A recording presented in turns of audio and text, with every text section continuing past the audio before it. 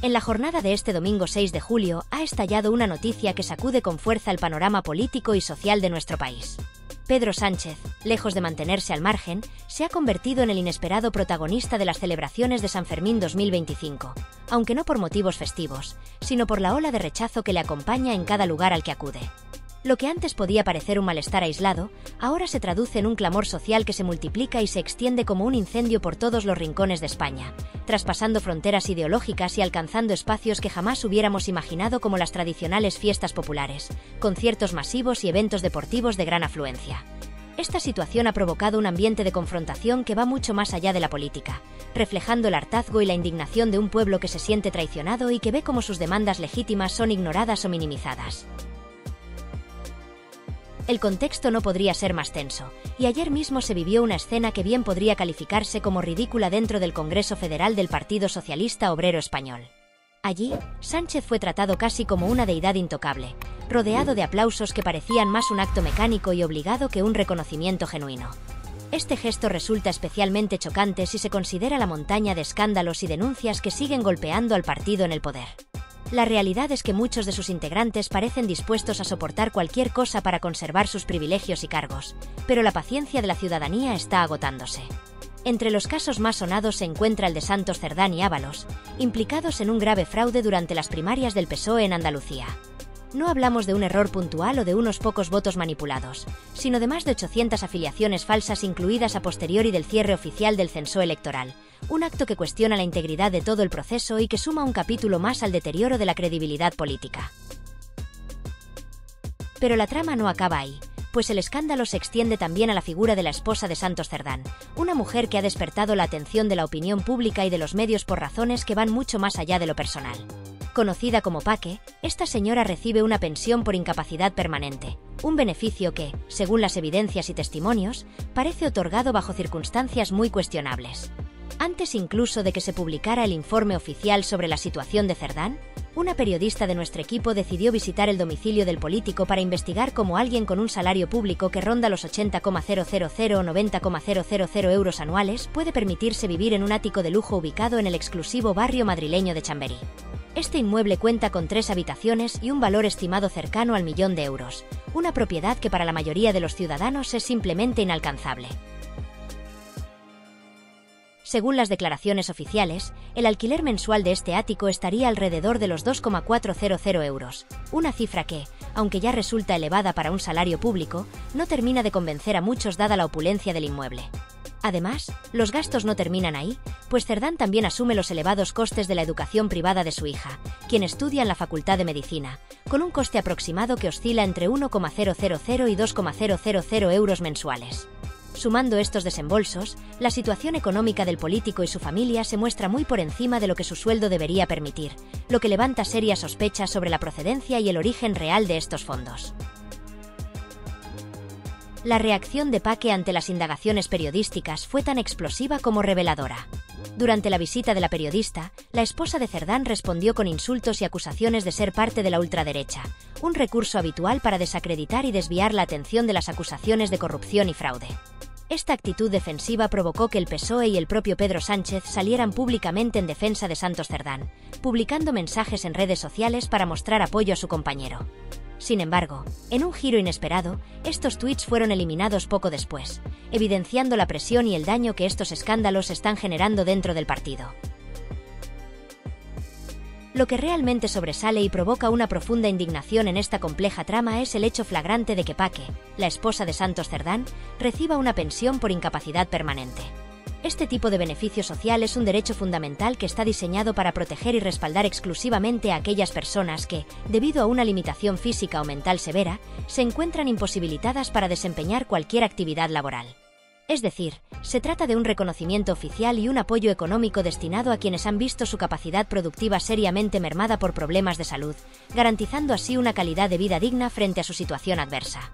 Sin embargo, la realidad que emerge tras la investigación y la recopilación de pruebas visuales y testimoniales no puede ser más contradictoria y preocupante. Contrariamente a lo que cabría esperar de una persona que justifica una incapacidad permanente, Paque ha sido vista en numerosas ocasiones realizando actividades que requieren un nivel de movilidad y vigor físico que muchos atletas profesionales envidiarían.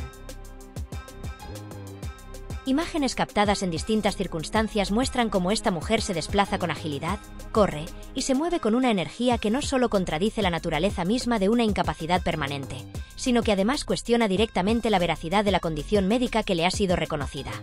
Esta disonancia entre el estatus oficial que posee y la realidad observable genera una serie de preguntas y dudas que no pueden pasar desapercibidas. ¿Cómo fue posible que se le concediera esta pensión? ¿Qué criterios médicos o administrativos se emplearon para avalar una incapacidad que, a todas luces, no parece ajustarse a su condición física real?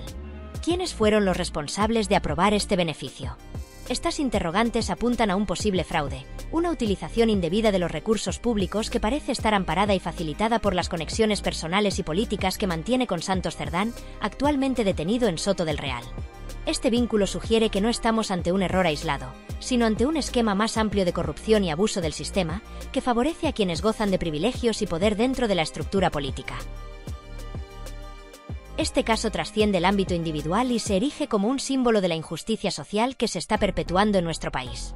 Mientras ciudadanos honestos y trabajadoras que realmente sufren limitaciones físicas tienen que enfrentar largos y rigurosos procesos para acceder a estas prestaciones, hay quienes las reciben de manera fraudulenta, esquivando controles y vulnerando la integridad del sistema. Esta realidad no solo hiere profundamente a quienes dependen de estos recursos para sobrevivir, sino que también provoca un daño irreparable al erario público, desviando fondos que deberían destinarse a causas legítimas y prioritarias. El impacto económico de esta corrupción se refleja en un gasto indebido que afecta a toda la sociedad, especialmente en un contexto donde las necesidades sociales y sanitarias son cada vez más apremiantes. Los recursos públicos, en teoría destinados a garantizar el bienestar común, se ven dilapidados por maniobras fraudulentas que socavan la confianza de la ciudadanía en las instituciones. Este deterioro de la confianza es peligroso, pues alimenta el desencanto, la apatía y, en muchos casos, el rechazo hacia el sistema democrático y sus representantes. No resulta extraño, por tanto, que frente a estas evidencias y al cúmulo de escándalos relacionados, muchas sedes del Partido Socialista hayan amanecido recientemente con pintadas, insultos y mensajes de protesta que reflejan la rabia y la frustración acumuladas de los ciudadanos. Si bien la violencia y el vandalismo no deben considerarse nunca como formas legítimas de expresión, es comprensible que un pueblo hastiado y desengañado encuentre en estas manifestaciones una forma visceral de mostrar su descontento ante la corrupción y la impunidad que parecen imperar en la clase política. En definitiva, esta serie de acontecimientos ofrece un retrato descarnado de un sistema político que parece estar saturado de prácticas corruptas, carente de ética y envuelto en la opacidad. Los privilegios y la protección a ciertas figuras se mantienen a costa de sacrificar la transparencia, la justicia y, en última instancia, el bienestar común de la sociedad.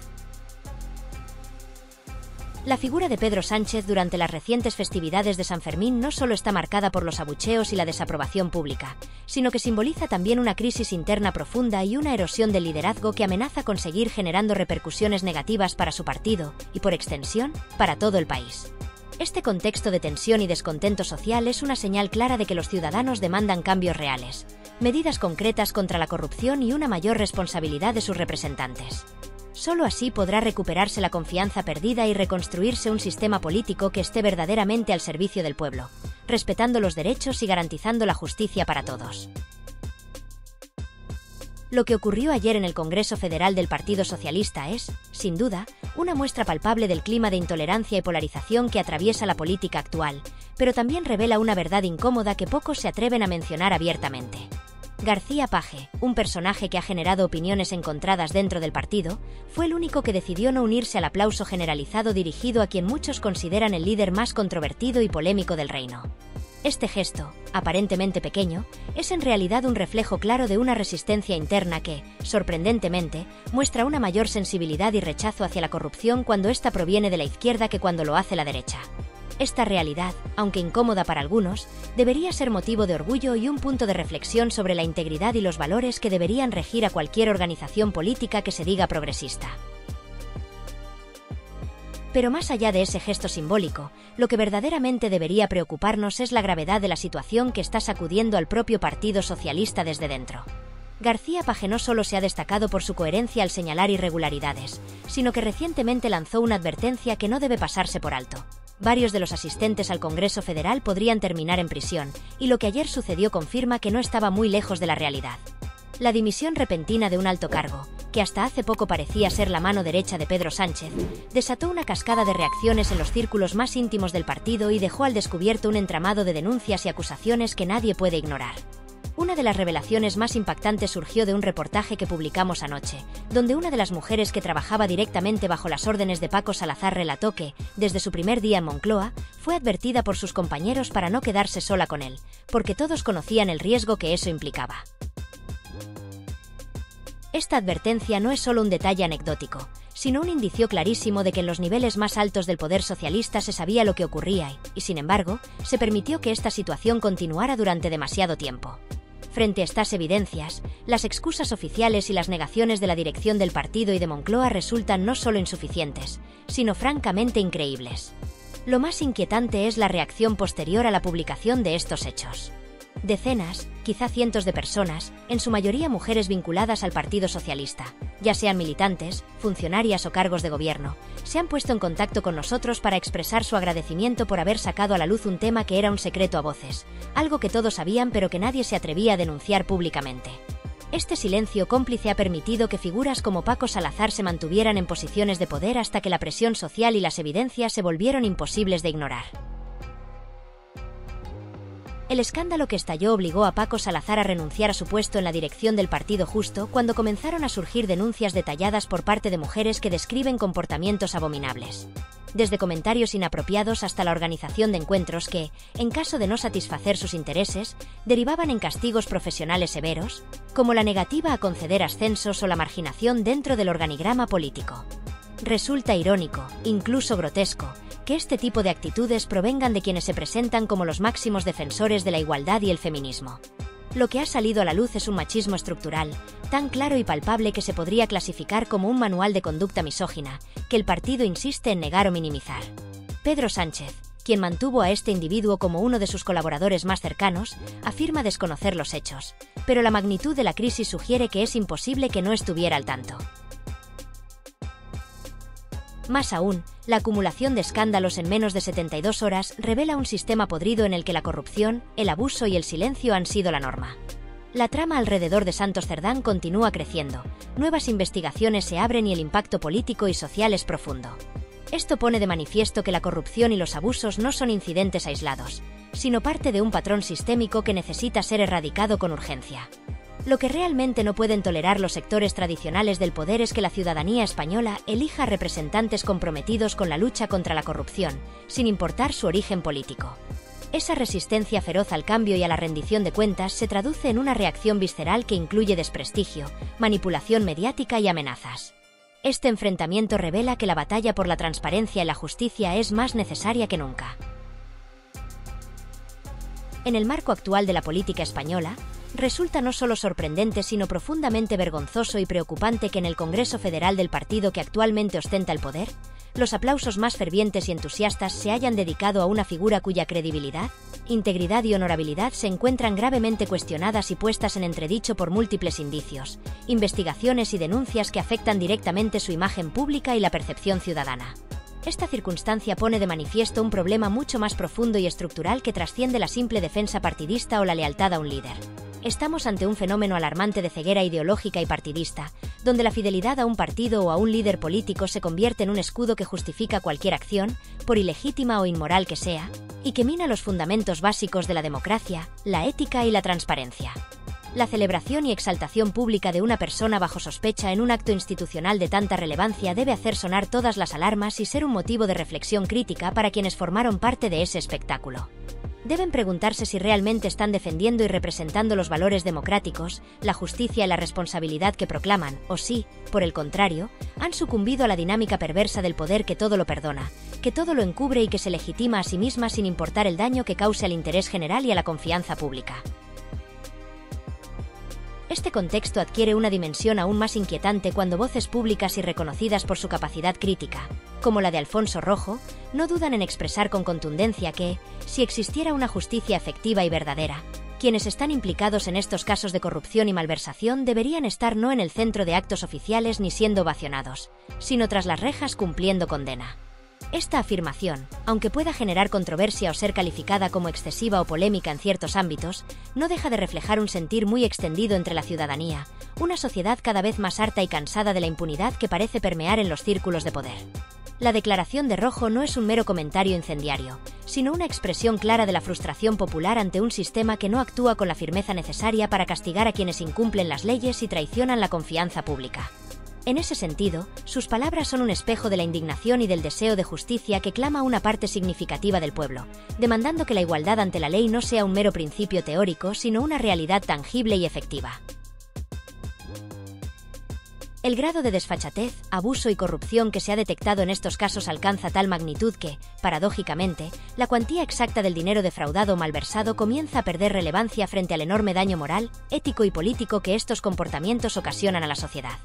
No se trata únicamente de cifras o pérdidas económicas, que siempre son importantes y merecen ser recuperadas, sino del efecto corrosivo que tienen estos actos sobre la confianza ciudadana, la legitimidad de las instituciones democráticas y el bienestar colectivo. Como dice el dicho anglosajón, "They hang you for a pound or a penny", que se traduce en que la justicia debe ser igual de implacable tanto si el delito es pequeño como si es enorme, porque lo que está en juego es el respeto a la ley y a los principios fundamentales del Estado de Derecho. Sin embargo, la realidad que hemos presenciado es diametralmente opuesta. Un grupo de personas que, al llegar al poder, no solo demostraron una intención manifiesta de enriquecerse ilícitamente, sino que han saqueado sistemáticamente las arcas públicas desde el primer día, utilizando el poder político para fines personales y grupales. Aún más grave es el hecho de que esta red de corrupción no se limita a unos pocos individuos, sino que abarca un entramado complejo en el que muchos, aunque no hayan participado directamente en los hechos delictivos, se han beneficiado indirectamente, ya sea a través de favores políticos, ascensos, contratos o enriquecimiento personal. Esta situación transforma la problemática en algo estructural y sistémico, que requiere no solo la condena individual sino una revisión profunda de los mecanismos de control, transparencia y rendición de cuentas para evitar que este tipo de conductas se perpetúen indefinidamente. Resulta absolutamente imprescindible dejar claro que, más allá de las ideologías, partidos o colores políticos, nadie está exento de rendir cuentas ante la justicia y asumir las consecuencias legales de sus actos. La democracia se sustenta en la igualdad ante la ley, y esta debe aplicarse sin excepciones ni privilegios. En este punto, la figura de Pedro Sánchez, como máximo representante del Ejecutivo y líder de la formación gobernante, no puede ni debe eludir esta realidad. El presidente tiene la responsabilidad moral y política de asegurar que las instituciones funcionen con transparencia, que se respeten los procesos judiciales y que se actúe con la máxima firmeza contra cualquier indicio de corrupción dentro de su propio partido o gobierno. Su silencio o inacción podrían interpretarse como complicidad o tolerancia, lo que dañaría aún más la confianza de la ciudadanía en las instituciones y en la política en general. La acumulación de pruebas, documentos, testimonios y evidencias requiere una respuesta decidida y sin fisuras, porque de lo contrario, el desencanto social y la desconfianza hacia las autoridades seguirán creciendo a un ritmo alarmante, lo que podría conducir a una crisis de legitimidad con consecuencias graves para la estabilidad política, social y económica del país. Es vital entender que la justicia no solo es un pilar fundamental para el buen funcionamiento del sistema democrático, sino que es también la garantía última para preservar la cohesión social y la convivencia pacífica entre los ciudadanos. Cuando la justicia falla o se percibe que no actúa con equidad, lo que se genera es un sentimiento generalizado de frustración, rabia y desencanto que puede alimentar discursos extremistas, polarización y, en última instancia, poner en peligro la estabilidad y el progreso de la nación. Por ello, la actuación firme, clara y decidida frente a estos casos de corrupción no es solo una exigencia ética, sino una necesidad urgente para restaurar la confianza y para evitar que la impunidad se convierta en norma y la injusticia en rutina. Los ciudadanos merecen un sistema político honesto y responsable, en el que quienes asumen cargos públicos lo hagan con el compromiso de servir al bien común y no a intereses particulares, y donde la ley se aplique por igual a todos, sin importar su posición o poder. En definitiva, este momento histórico representa una encrucijada para España y para su sistema democrático. O se apuesta por la regeneración, la transparencia y la justicia efectiva, o se corre el riesgo de caer en un ciclo perpetuo de corrupción y descrédito que erosionará aún más las bases de la convivencia y la democracia. Es un llamado urgente a la reflexión, a la acción y a la exigencia ciudadana para que nadie, absolutamente nadie, esté por encima de la ley y para que la política recupere el respeto y la confianza que merece, construyendo un futuro más justo, equitativo y digno para todos.